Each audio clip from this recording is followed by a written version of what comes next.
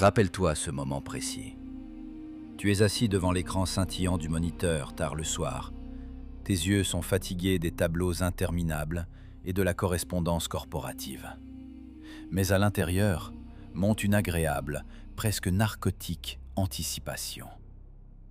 Tes doigts saisissent les données de la carte bancaire sur le site d'un agrégateur global de réservation. Tu achètes des billets. Tu choisis l'hôtel. Tu fais déjà mentalement tes valises et tu sens l'odeur salée de l'océan ou le vent frais de montagne. En cet instant, il te semble que tu prends enfin ta vie en main, que tu achètes une gorgée de liberté tant attendue et conquise à la sueur de ton front. Mais arrête-toi un instant et regarde ce processus sous un autre angle. Ce que nous avons l'habitude de considérer comme un droit légitime au repos et un triomphe personnel est en réalité une opération minutieusement planifiée, froide au calcul, pour s'approprier tes ressources personnelles. La version officielle s'effondre en poussière dès que tu commences à analyser les faits économiques secs et à poser les bonnes questions.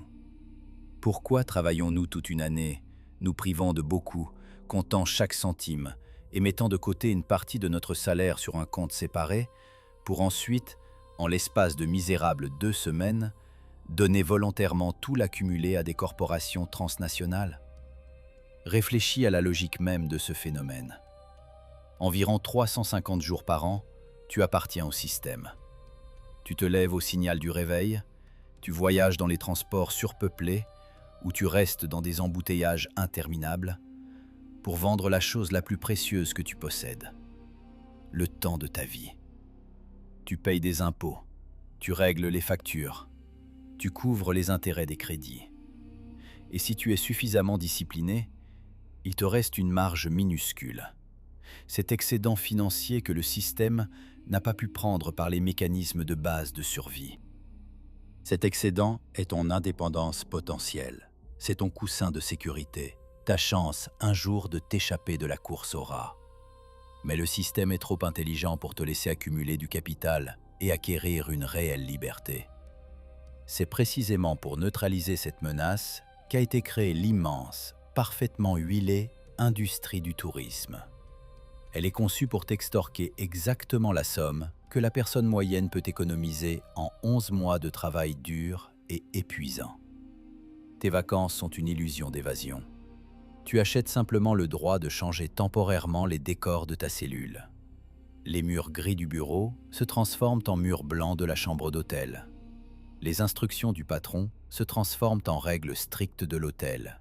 Petit déjeuner strictement de 7 à 10 heures du matin, libération de la chambre exactement à midi. Tu ne cesses pas d'être un rouage dans le mécanisme. Tu passes simplement de la phase de production à la phase de consommation forcée. On te vend un package standardisé d'émotions, souvenirs en plastique, excursions typiques, cocktail au bord de la piscine à l'eau chlorée. Tu te convaincs que tu reposeras l'âme, mais en réalité, tu travailles simplement comme coursier. Tu transfères ton argent d'une caisse du système, où tu l'as gagné, vers une autre caisse du système, où tu dois le laisser, pour rentrer chez toi avec un zéro parfait, mathématiquement calculé sur ton compte bancaire. Tu crois que franchir les frontières nationales et le tampon dans le passeport font de toi un citoyen du monde, un voyageur libre. Mais cette liberté est strictement réglementée par les visas, les durées de séjour et, surtout, ton budget. Tu voles à des milliers de kilomètres juste pour te retrouver dans une réserve touristique créée spécialement pour des clercs fatigués comme toi. Là, des gens formés te souriront, dont la tâche est de te pousser à dépenser encore plus pour des services supplémentaires, des excursions et des souvenirs qui finiront à la poubelle dans un couple de mois. Et tu payes, parce qu'au fond de toi, tu ressens de la culpabilité envers toi-même pour une année de vie perdue. Et tu essaies de compenser cela par une consommation frénétique et insensée d'impressions artificielles. Chaque fois que tu appuies sur le bouton de paiement, tu finances ta propre dépendance. Tu n'achètes pas la liberté. Tu payes un impôt particulier sur la fatigue. Le système te mène à un état d'épuisement physique et moral, où la capacité à penser de manière critique s'émousse. Dans cet état, l'homme est prêt à donner n'importe quel argent simplement pour ne rien faire, pour s'allonger sur le sable ou regarder les montagnes sans penser aux deadlines. L'industrie des vacances monétise cyniquement ton stress. Observe les slogans publicitaires des compagnies touristiques. Tous vendent la fuite. Ils crient que tu mérites ce repos, qu'il te faut t'évader. Mais où t'évades-tu? Dans un autre environnement contrôlé, où chacun de tes pas, chaque souffle et chaque regard est déjà monétisé et comptabilisé dans les rapports trimestriels des chaînes hôtelières et des compagnies aériennes transnationales. Regarde ce cycle sans lunettes roses. Année après année, tu accomplis le même rituel. Tu épargnes, tu anticipes, tu dépenses tout jusqu'au dernier centime en un temps record. Et ensuite, tu retournes à ton poste de travail, forcé de recommencer tout à zéro. Tu n'as pas d'autre choix que de continuer à travailler, parce que tes réserves sont vidées. Ce n'est pas des vacances. C'est un outil génial de contrôle financier qui garantit que tu ne quitteras jamais la roue dans laquelle tu cours. Tu finances toi-même ton retour à la soumission, en emballant joyeusement tes valises et en qualifiant ce processus de « principal événement de l'année ». Et pendant que tu fais la queue pour l'embarquement dans l'avion, serrant dans tes mains le précieux billet d'embarquement, le mécanisme du système fait un tour de plus, débite tes économies et prépare pour toi un nouveau poste de travail le lendemain matin, après ton retour. Si nous étudions attentivement les chroniques historiques du début du XXe siècle, on nous inculque insistamment, depuis les bancs de l'école, que les vacances payées garanties sont la plus grande conquête du mouvement ouvrier, le résultat des grèves et le triomphe de l'humanisme social. Mais la version officielle s'effondre dès que nous commençons à comparer les dates et à analyser les intérêts économiques cachés des marchés globaux naissants. En 1936, dans la République française, le gouvernement consacre 2 semaines de repos payées pour les ouvriers. La même année 1936, l'Organisation internationale du travail adopte solennellement la Convention sur les vacances payées. En 1938, une loi similaire est adoptée dans le Royaume-Uni de Grande-Bretagne et d'Irlande du Nord, ainsi que dans le Royaume de Suède. Aux États-Unis d'Amérique, les mêmes années, les plus grandes corporations industrielles commencent soudain à accorder volontairement à leurs employés des jours de repos payés. Une coïncidence historique? Un réveil synchrone de la conscience chez les capitalistes du monde entier? Bien sûr, non. C'était le lancement coordonné d'une nouvelle industrie multimilliardaire. Ce n'est pas de la sollicitude, c'est du contrôle et un calcul mathématique froid. La deuxième révolution industrielle a atteint son pic. Les tapis roulants dans les usines fonctionnaient sans arrêt. Les biens étaient produits en quantités incroyables. Mais pour que l'économie continue sa croissance, le capital avait besoin d'un nouveau marché de débouchés, de nouveaux moyens de forcer les gens à dépenser ce qu'ils avaient gagné. Les élites ont réalisé. Si l'homme fatigué reste chez lui, il n'achète rien. Il n'a pas besoin de valises, de billets pour les paquebots océaniques ou les trains, de chambres d'hôtel, de modes de plage ou d'appareils photo. Il fallait faire bouger la classe ouvrière d'un endroit à l'autre. Le tourisme de masse s'était créé artificiellement, pas à pas, comme un mécanisme idéal d'extraction des excédents accumulés de salaire. L'ouvrier d'usine d'hier, qui passait auparavant son temps libre dans le silence de sa banlieue natale ou dans le calme village chez des parents, reçut soudain en main une voucher et un billet. Et avec ce billet, on lui remit discrètement une facture cachée pour l'infrastructure de transport et hôtelière qui était précisément en train d'être construite à la hâte à travers le monde sur l'argent emprunté des plus grandes banques. Comparons en détail ce qui existait avant cette transformation globale avec ce que nous avons maintenant. Avant le début de l'ère du tourisme de masse commerciale, le repos signifiait un calme absolu. Le mot même « repos » provenait de la notion « reprendre haleine », s'arrêter. C'était un temps nécessaire de guérison physique et mentale, un retour lent au rythme naturel de la nature. L'homme resterait le lien rompu par le dur labeur avec sa famille, avec la nature vivante environnante, avec lui-même. Le vrai repos ne nécessitait pratiquement pas d'investissement financier. Il ne requérait que du temps libre et du silence. Mais le problème pour le capital résidait dans le fait que le système ne peut fondamentalement pas taxer le silence et le calme. C'est pourquoi eut lieu une substitution linguistique et culturelle massive des concepts.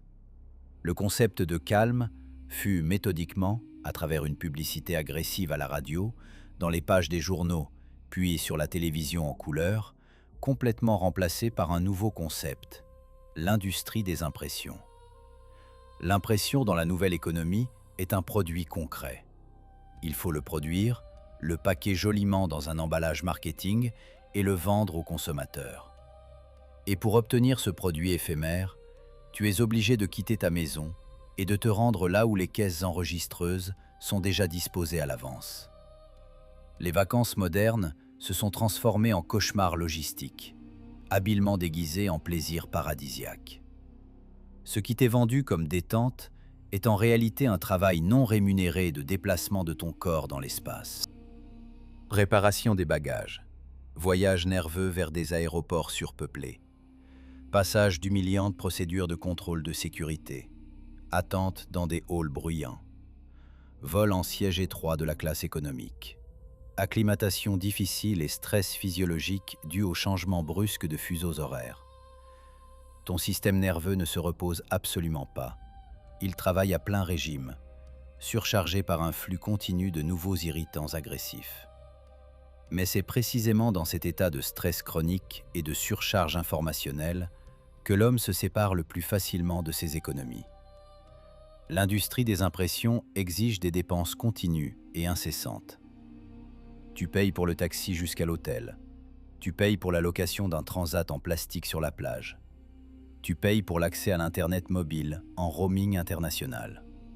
Tu payes pour l'assurance médicale, dont le texte regorge d'exceptions cachées. Chaque pas que tu fais sur le lieu de villégiature est accompagné de micro-transactions qui s'additionnent discrètement, formant d'immenses fleuves financiers. Ces fleuves emportent irrémédiablement ton argent vers les paradis fiscaux corporatifs. Les vacances payées ne sont pas devenues une libération de l'esclavage du travail, mais une nouvelle forme de corvée économique. On t'a solennellement offert plusieurs semaines de temps libre par an, mais on t'a simultanément imposé le standard le plus strict sur la manière exacte dont tu es obligé de dépenser ce temps. On t'a convaincu, si tu n'es pas parti à des milliers de kilomètres de chez toi, si tu n'as pas dépensé une somme ronde en devises étrangères, et si tu n'as pas ramené de souvenirs bon marché, alors tes vacances ont été gaspillées. C'est comme si tu n'avais pas vécu ces jours, comme si tu avais simplement perdu un temps précieux. Cette paradigme artificielle s'est profondément enracinée dans la conscience collective et est devenue une vérité incontestable. Nous avons définitivement oublié comment se reposer gratuitement.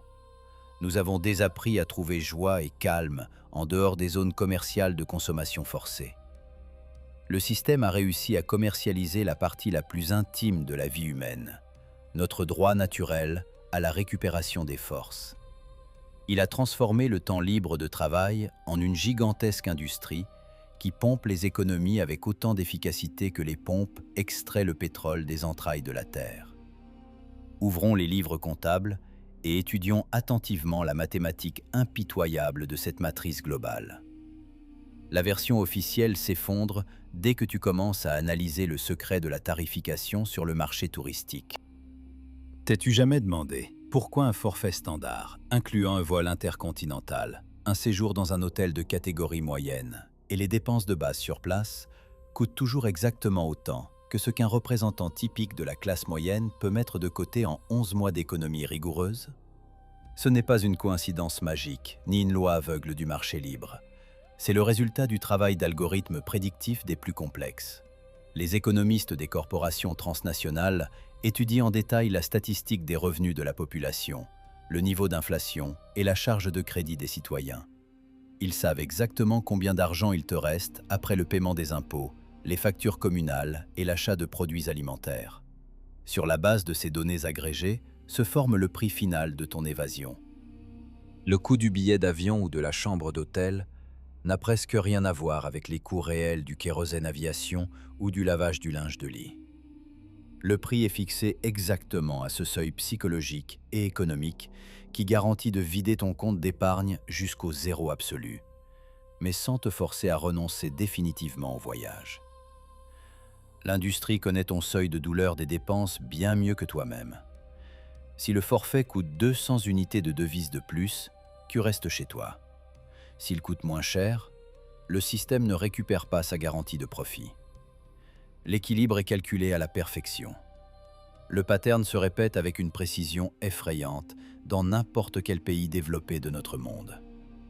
Que tu sois cadre intermédiaire dans la République fédérale d'Allemagne, comptable en poste fixe au Japon ou ingénieur dans les États-Unis d'Amérique, tes économies annuelles coïncideront parfaitement avec le coût d'un forfait de 2 semaines d'illusion de liberté. Il te semble sincèrement que tu fais un choix conscient quand tu passes des heures sur les sites des agrégateurs globaux de réservation, comparant les prix des billets, cherchant des réductions de 10% et lisant d'innombrables avis sur les hôtels.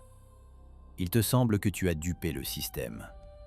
Mais la vérité est que le choix réel n'existe pas. À qui appartiennent réellement les compagnies aériennes mondiales, les gigantesques paquebots de croisière et les plus grandes chaînes hôtelières? Si on suit les chaînes embrouillées des propriétaires de paquets contrôlants d'actions, nous aboutissons inévitablement à 3 ou 4 mégacorporations et aux plus grands fonds d'investissement qui contrôlent de manière monopolistique toute la logistique globale et l'infrastructure de l'hospitalité. La concurrence sur le marché du tourisme est une fiction pour détourner l'attention. Tu choisis simplement à quelle filiale de la même pieuvre financière tu donneras ton argent gagné à la sueur de ton front. Tu penses voter avec ton portefeuille, mais en réalité, tu nourris simplement une seule machine géante. Pendant que tu passes des heures à choisir entre l'hôtel aux serviettes bleues et l'hôtel aux serviettes rouges, l'objectif principal est déjà atteint. Tu as accepté de tout donner. Ce n'est pas de la sollicitude, c'est du contrôle, généralement déguisé en diversité de marché. Regarde ton rôle véritable dans ce schéma impeccable. Tu as l'habitude de te considérer comme un client à part entière, un hôte désiré, pour le confort duquel un énorme personnel de service travaille sans relâche. Mais du point de vue de la macroéconomie, ta fonction est tout à fait autre et bien plus prosaïque. Tu n'es qu'un courrier biologique, un encaisseur gratuit du système. Toute l'année de travail, la corporation où tu es employé te verse régulièrement ton salaire. Tu entreposes soigneusement ces fonds sur ton compte bancaire, naïvement pensant que tu formes ton capital personnel, ton coussin de sécurité, ton billet vers une indépendance future. Mais dès que survient le mois de ton congé légal, tu prends docilement ces moyens accumulés et de tes propres mains, tu les transfères sur les comptes d'autres corporations transnationales, opérateurs touristiques, transporteurs aériens et propriétaires de stations balnéaires. L'argent ne quitte en réalité jamais le circuit fermé du système. Il ne fait que couler doucement du poche droite de l'économie globale vers sa poche gauche. Et toi, tu ne sers que de maillon temporaire, intermédiaire, vaisseau vivant pour le transport de liquidités. Ton dur labeur, tes nuits blanches, tes crises nerveuses dues aux projets urgents se convertissent en chiffres secs que tu embarques ensuite dans l'avion et que tu transportes physiquement vers une zone préparée à l'avance pour l'extraction légale. Tu accomplis de travail de courrier absolument gratuitement. Plus encore, tu payes toi-même pour le dubious honneur d'être ce courrier. Les monopoles transnationaux ont construit une pompe idéale pour drainer la richesse de la population. Quand tu achètes un cocktail glacé au bord de la piscine ou que tu payes une excursion de groupe vers des ruines antiques populaires, tu payes une marge colossale qui se convertit immédiatement en dividendes trimestriels pour les actionnaires de la matrice. Toute l'industrie du tourisme est conçue exclusivement pour t'extorquer le maximum en un minimum de temps. On te place dans un environnement artificiel, rigoureusement contrôlé, où n'importe quel de tes désirs, n'importe quel besoin minime de confort est immédiatement monétisé. Tu payes pour le simple droit de choisir ton siège dans la cabine de l'avion. Tu payes pour le transport de tes bagages personnels. Tu payes pour le transfert en bus du bâtiment de l'aéroport aux portes vitrées de l'hôtel. Tu payes pour l'accès au Wi-Fi dans ta chambre. Chacune de ces transactions est minutieusement calibrée et intégrée dans la mathématique générale de ton annulation financière. Il est catégoriquement défavorable au système que tu aies de l'argent libre après les vacances. L'homme qui possède des réserves financières commence à poser trop de questions gênantes. Si sur ton compte repose une somme égale à la moitié de ton salaire annuel, tu deviens potentiellement ingérable. Tu peux te permettre de contester la direction, de refuser le travail supplémentaire non rémunéré ou simplement de prendre une longue pause pour chercher ta véritable vocation. Une telle liberté de pensée, l'économie globale ne peut la tolérer en aucune circonstance. Elle a besoin exclusivement d'exécutants dociles, vivant constamment de salaire en salaire. C'est précisément pourquoi la pression des prix est construite de manière si virtuose et impitoyable. Si cette année ton revenu nominal a légèrement augmenté, le système répond immédiatement par une hausse proportionnelle des prix des billets d'avion et de l'hébergement hôtelier, expliquant habilement cela par des fluctuations saisonnières, l'inflation globale ou une nouvelle crise sur le marché des énergies.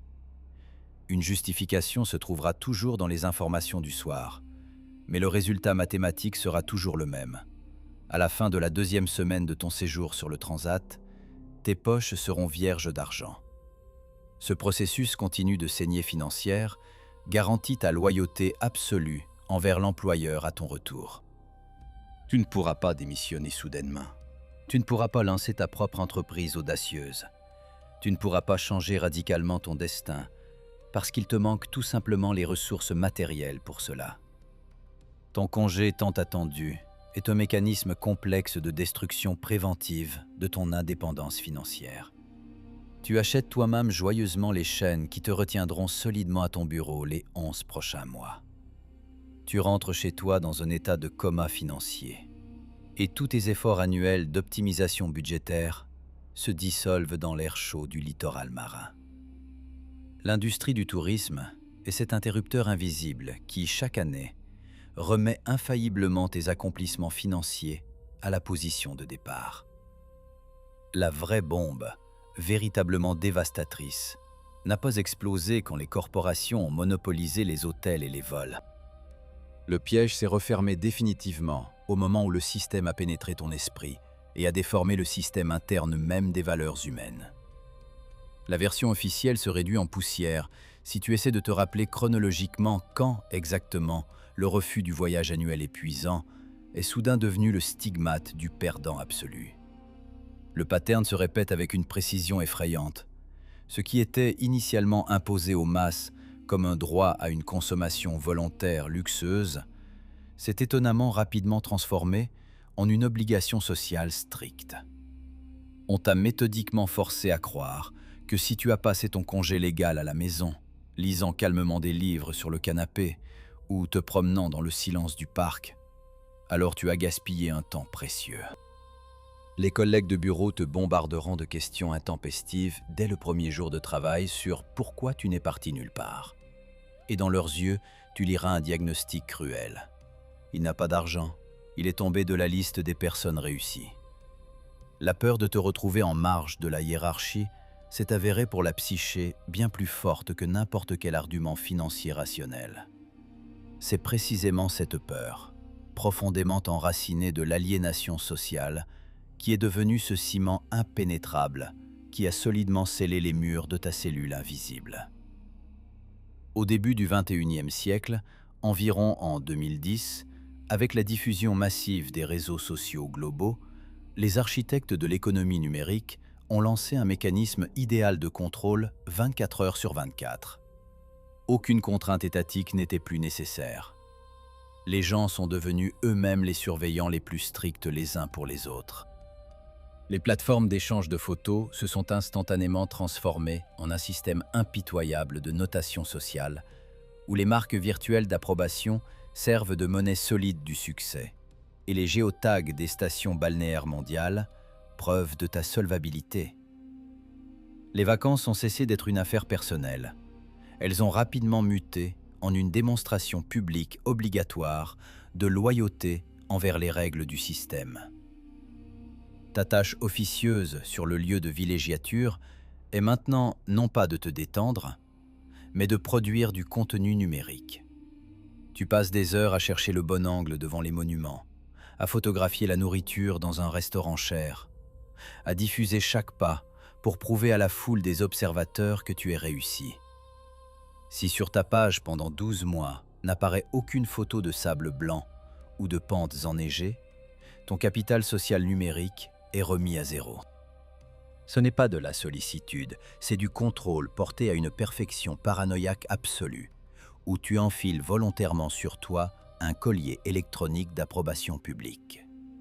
Descendons à un niveau plus profond et regardons ton rôle physiologique dans ce spectacle économique. Graduellement, sans t'en rendre compte toi-même, tu t'es transformé du maître de ton destin en personnel de service soumis pour le capital d'autrui.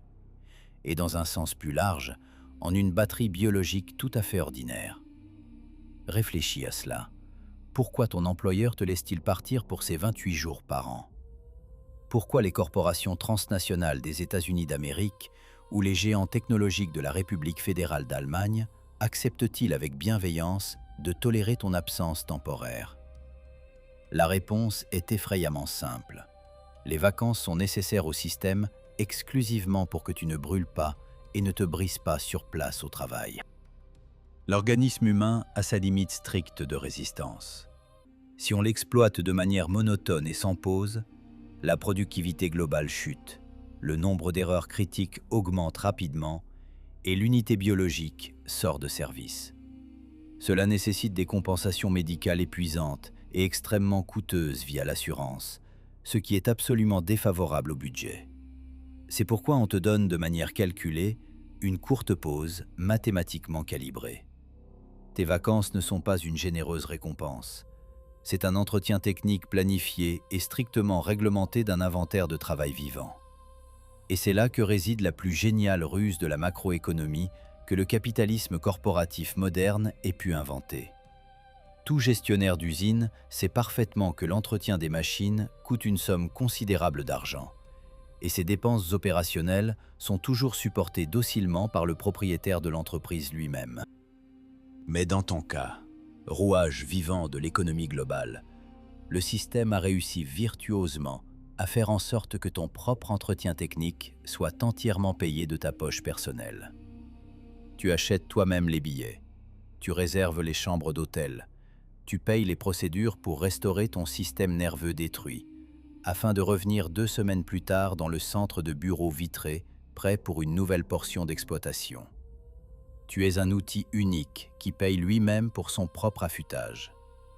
Tu dépenses tes ressources personnelles, péniblement accumulées, pour restaurer ta capacité de travail exclusivement au bénéfice de l'enrichissement d'autrui. On te presse jusqu'à la dernière goutte pendant l'année de travail, puis on t'envoie en recharge payante, où tu cèdes les miettes de tes économies à une autre branche de la même machine économique. Pendant que tu es allongé sur une plage surpeuplée, captant avidement les rayons du soleil et essayant désespérément d'étouffer les pensées inquiètes sur ton hypothèque impayée, les algorithmes du système calculent froidement ton année de travail suivante. Ils savent avec certitude que tu reviendras absolument vide. La cage s'est refermée, le piège s'est resserré si étroitement et silencieusement que nous avons cessé de remarquer ces barreaux d'acier froid. Nous discutons de itinéraires touristiques et nous vantons de notre bronzage, sans comprendre l'horrible vérité. Nous ne réalisons pas que tout cela n'est qu'une discussion collective des conditions d'esclavage de notre libération temporaire sous caution de notre propre argent. Nous nous sommes transformés en consommateurs parfaits, dociles, de la prison où les portes sont paradoxalement toujours ouvertes, mais dont il est impossible de sortir, parce que nous-mêmes, année après année, apportons fidèlement les clés à notre geôlier invisible. Le cliquetis de la serrure de la porte d'entrée résonne en écho dans le hall sombre et étouffant de ton appartement. Tu franchis le seuil, traînant péniblement derrière toi la valise en plastique dont les roulettes grincent, comme se moquant de ta fatigue. À cet instant précis, la version officielle s'effondre définitivement et irrévocablement. On t'avait promis un renouvellement complet, un afflux d'énergie et une clarté cristalline d'esprit. Mais qu'est-ce que tu ressens vraiment? Ton corps est rompu par des heures assis dans le siège étroit de l'avion en classe économique.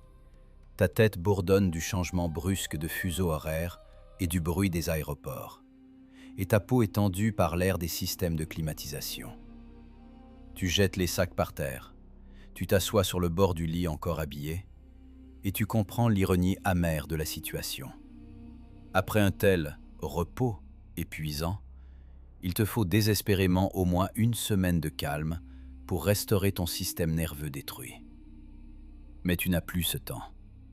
Demain, tôt le matin, tu dois te présenter au travail. Le pattern se répète avec une précision effrayante. Chaque année au même mois, tu passes docilement par ce rituel épuisant d'épuisement physique. En l'appelant par habitude les meilleures semaines de ta vie. Tu essaies de te rappeler ces émotions vives pour lesquelles tu as payé un prix si élevé. Mais elles semblent déjà floues, comme des scènes d'un film d'autrui. La réalité sévère reste la pile de vêtements sales dans la valise, la poussière sur les meubles et le silence oppressant de la demeure dans laquelle tu ne voulais pas tant revenir. Ta main tend machinalement vers le smartphone. Tu ouvres l'application bancaire pour vérifier le solde du compte et à cet instant précis, une sueur froide perle sur ton dos. L'écran scintillant affiche impitoyablement les chiffres filant vers le zéro absolu, ou un moins béant sur la carte de crédit. Tout cet argent que tu as accumulé avec un effort colossal pendant 11 mois a disparu sans trace. Il s'est dissous dans les énormes factures des restaurants sur la promenade touristique, dans les commissions cachées pour la location de voitures, dans les taxes sur l'hébergement hôtelier et dans les prélèvements des agrégateurs. Tu réalises soudain clairement que, en ce moment même, à l'autre bout de la planète, dans les gratte-ciels vitrés des capitales financières, le conseil d'administration des corporations transnationales tire avec satisfaction le bilan du trimestre. Tes économies sont devenues une toute petite mais indispensable partie de leur surprofit. Ton argent, ton équivalent d'énergie vitale et de temps, a été efficacement pompé dans leur réservoir corporatif sans fond. Le système a fonctionné de manière absolument parfaite. Il t'a gracieusement permis de jouer au libre citoyen, t'a délivré un laissez-passer illusoire vers un monde de consommation luxueuse pour misérables 14 jours, puis t'a froidement présenté la facture finale, annulant tes accomplissements financiers de l'année écoulée. Ce n'est pas de la sollicitude, c'est du contrôle dans sa forme la plus cynique, mathématiquement calibré et impitoyable. On t'a artificiellement ramené sur la ligne de départ, privé de ressources matérielles pour résister. Maintenant, tu es inoffensif pour l'économie globale, car tu n'as tout simplement pas de fonds libres pour te rebeller. Pour une pause dans ta carrière ou pour fuir la matrice, tu dépends à nouveau critiquement du prochain salaire. Comme un patient gravement malade dépend de l'appareil de ventilation artificielle. Mais l'épreuve la plus terrifiante t'attend encore. Quand la nuit aura définitivement épaissi dehors, tu prends le smartphone et programmes le réveil du matin. Tu fixes l'heure à 6h30 du matin. Et à l'instant précis où tu actives ce minuteur électronique, tu ressens physiquement la cage d'acier invisible se refermer avec un claquement assourdissant autour de ta gorge. Cet réveil n'est pas un simple appareil domestique pour mesurer le temps. C'est ton geôlier principal, le symbole absolu de l'esclavage volontaire high-tech. Tu te couches sous la couverture froide, tu fermes les yeux. Mais le sommeil salvateur ne vient pas. À la place, de l'obscurité monte une angoisse étouffante. Tu penses avec horreur aux milliers de mails non lus dans la boîte mail corporative, aux clients éternellement mécontents, aux réunions à venir et au manager qui, demain matin, t'accueillera d'un faux sourire et te chargera d'un double volume de tâches. Ta psyché épuisée résiste au retour dans cet environnement toxique, Mais le solde bancaire à zéro ne laisse aucune chance de choix. Tu as vendu à bas prix ta véritable liberté pour quelques souvenirs en plastique et une centaine de photos numériques sur les réseaux sociaux que personne ne se souviendra après-demain. Tu comprends avec amertume que les 300 et quelques jours suivants de ta vie unique consisteront en embouteillages interminables, deadlines brûlants, fatigue chronique et stress permanent, uniquement pour qu'un jour, dans un an, tu puisses à nouveau obtenir une minuscule dose d'oubli social autorisé. Et ce cycle fermé te semble désormais infini, gravé dans le granit comme une règle d'existence de toute l'humanité moderne. Il est temps de reconnaître cette vérité cruelle et peu flatteuse que l'industrie de la consommation de masse cache soigneusement derrière des panneaux publicitaires criards et les sourires impeccables des hôtesses de l'air. La véritable, authentique liberté de la personnalité humaine ne réside absolument pas dans le fait d'avoir une fois par an la possibilité financière douteuse d'acheter un billet d'avion cher et de s'envoler précipitamment à l'autre bout de la planète. La vraie, authentique liberté, c'est la capacité et le courage de construire une vie quotidienne telle que tu n'auras pas besoin d'en fuir convulsivement. Réfléchis à ce paradoxe global. Si tu as vitalement besoin d'une évacuation d'urgence de ta propre réalité habituelle, si tu commences à rayer maniquement les jours sur le calendrier mural 6 longs mois avant la date du départ, cela signifie que ta quotidienneté est initialement catastrophiquement brisée. Cela signifie que tu as docilement permis au système de construire pour toi une architecture d'existence profondément hostile à ta nature humaine. Celui qui est véritablement libre et maîtrise son destin n'attend pas août ou septembre pour enfin se sentir vivant. Il trouve joie, sens et paix créatrice dans chaque jour vécu. Mais la matrice économique globale panique devant de telles personnes conscientes. Elle n'a absolument pas besoin d'individus heureux et autosuffisants qui ne requièrent pas de stimulants émotionnels coûteux.